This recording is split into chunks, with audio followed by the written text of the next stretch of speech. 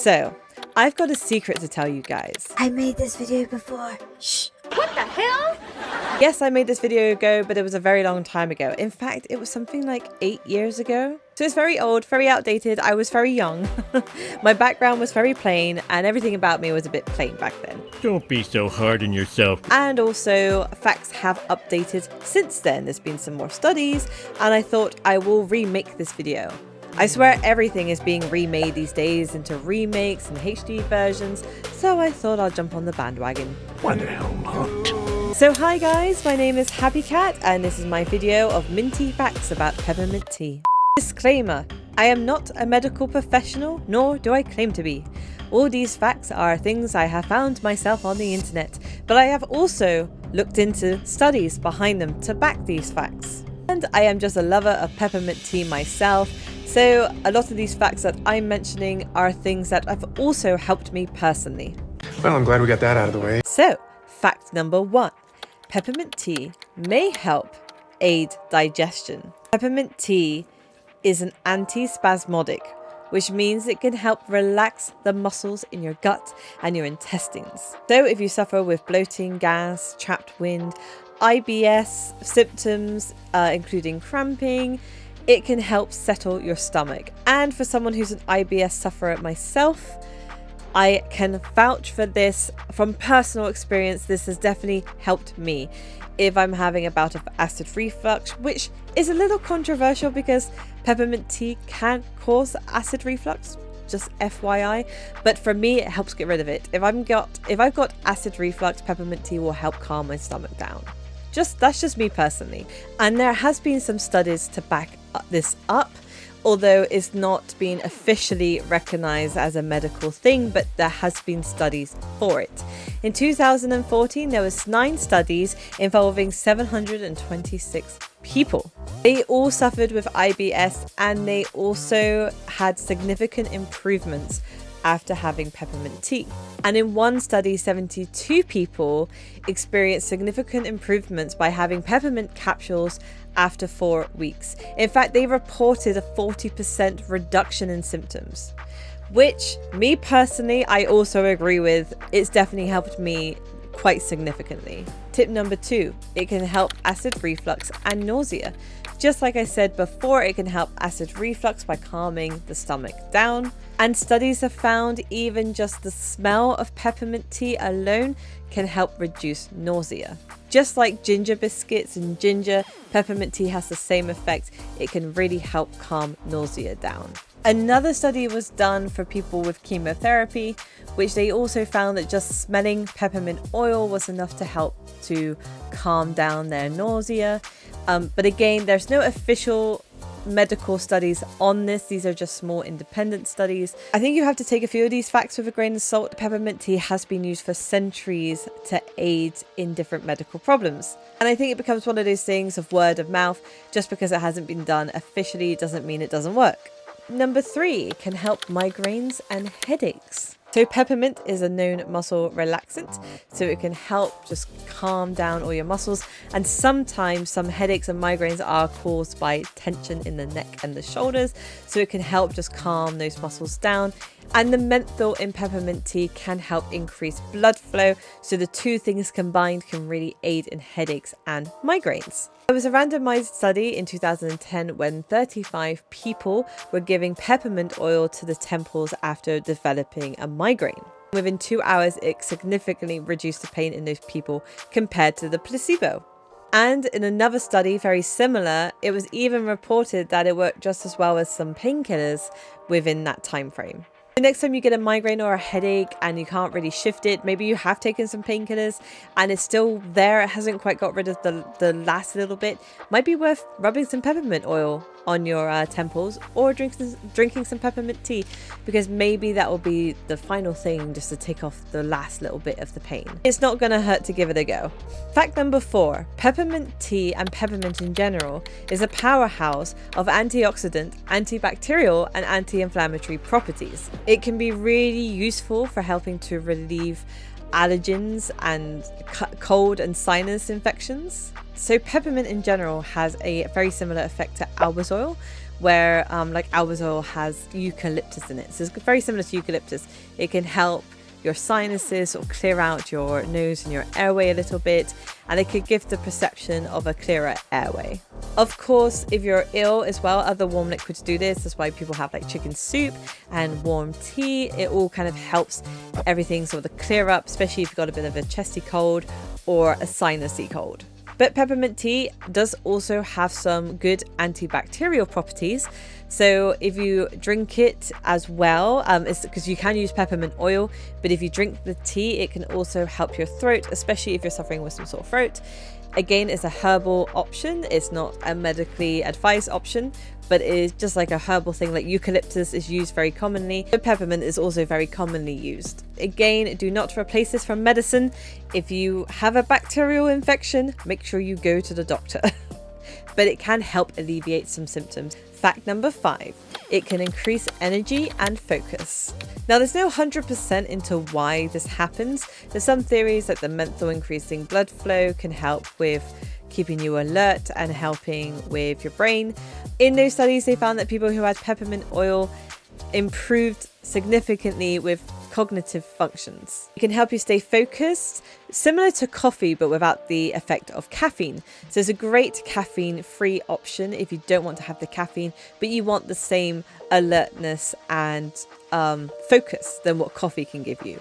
So it might also be really good if you're studying for a test, or you're doing lots of work, or you're doing uni, or you've got a job that involves a lot of concentration and energy. It might be worth having some peppermint tea and see if that works for you. And there's no harm in giving it a try at least. You never know, it could be the thing that helps you get through your next test. Fact number 6, it may help with menstrual cramps. So I'm sorry boys if you're here, this one's for the ladies. It can also help with other cramps in general, so it's not just menstrual. If you're having a bit of an upset stomach and you're getting cramping, then it can also help with that. More research needs to be done into this subject, but this is another one that's a good wives' tale that has been carried down for centuries. There was a study with 127 females going through their menstrual cycle where they were given peppermint tea, and they were giving peppermint tea extract, so slightly more concentrated version. And they did find that it did help just as much as an anti-inflammatory did. So it's quite powerful stuff. And for me, getting IBS, I do have cramping with that, and I can confirm it really does help me with muscle cramps. Again, it's the anti-spasmodic qualities that helps relax the muscles, because all the cramping is muscle spasms. So it just helps calm everything down in your gut and lower. Fact number 7, it can aid in some bacterial infections. Now, I will stress this out. This is an aid and not a cure. If you have a bacterial infection, you have to see a doctor. Peppermint tea can help aid with some bacterial infections, especially from the symptoms, and it can just aid the treatment. For whatever treatment you get from the doctor, it can just aid with that.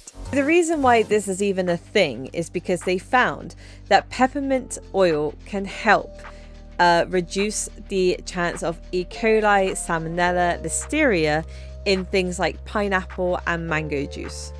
But again, this isn't a medical thing. They just found that peppermint does have some antibacterial properties. But yeah, I won't be swapping antibiotics for peppermint anytime soon. But I will definitely use peppermint as an aid alongside it. So if I do have a bit of a throat infection or something, or I have a chest infection that needs antibiotics, I will take peppermint tea along with that, just to like kill off any germs in my throat or anything nasty that peppermint tea can tackle. I'll take it as an extra. Fact number 8, peppermint tea can help aid in sleep. Now, it's a bit counterintuitive, and I had this question a lot in my last video that I did of this, because like I said, this is like a remake of a video I did before. And in the video I did before, a lot of people said to me, well, how can it keep you awake and alert, but then help you sleep at the same time? I think it just depends on the time you take it. Like if you're getting ready for bed, your brain knows it's bedtime. There's no caffeine in peppermint tea, so it's not going to keep you awake. It's not a stimulant that's going to keep you awake. And I feel like if you take it in the morning, it will help wake you up, be refreshed, get you ready to focus for the day. But if you take it at night, it will help you relax. And, so I think because there's no stimulant in it, it doesn't really matter what time of day you have it for, but it does help for certain things depending on what time of day it is. So hopefully that answers the question that I got a lot in my previous video. So hopefully that answers that question for you. Yes, peppermint tea can help you sleep. Because it's a muscle relaxant as well, it can help you unwind at the end of the day and help the blood flow, which all these things just help you relax in general. It can be really good for anxiety for the same reason as well. And also just the aromas of the peppermint tea. It's sort of relaxing and you sip it in and can make you feel nice and calm and settled, ready for bed. Tip number 9, it can aid in weight loss. Now, this is very similar to like green tea. So if you're familiar with green tea can help with appetite suppressant, although green tea does have caffeine in it, which works like a stimulant. So that's the difference. This is a good option to have for something that doesn't have caffeine in. So if you're not a big fan of green tea because you don't want the caffeine, peppermint tea is a really good alternative. Peppermint tea, because it helps settle your stomach, it can make you feel fuller for longer. I do find if you have peppermint tea, it makes you crave a lot less. Also, peppermint tea has no calories and it's naturally sweet, so it helps give you that sweetness without having to put any sweeteners in it. But just like peppermint can help with nausea and that sort of thing, it also helps with appetite suppressant, but it doesn't suppress your appetite completely. It might just help curb cravings and make you less likely to snack between meals. And my last final bonus fact, this fact isn't actually to do with you, it's to do with pesky little insects. And this is actually probably one of the main things I use peppermint for in my life. So some creepy crawlies like spiders, wasps, ants, all those sort of things, they really hate peppermint oil. Now it is a little bit of a debated topic whether things like spiders dislike peppermint oil, but I've seen it for myself in my own life. They really avoid anything with peppermint. They do like to scurry away from peppermint oil. I have seen it myself and it really does work for spiders. So for this time of year, like spring, summertime, I'll go around my windows and I'll drop some peppermint oil right by the entrances of the windows. And to be fair, every time I've done that, I don't get any spiders in the house. So there's definitely something to it. I've had an experience of peppermint oil working really well against creepy crawlies was when a hornet was trying to get into my room.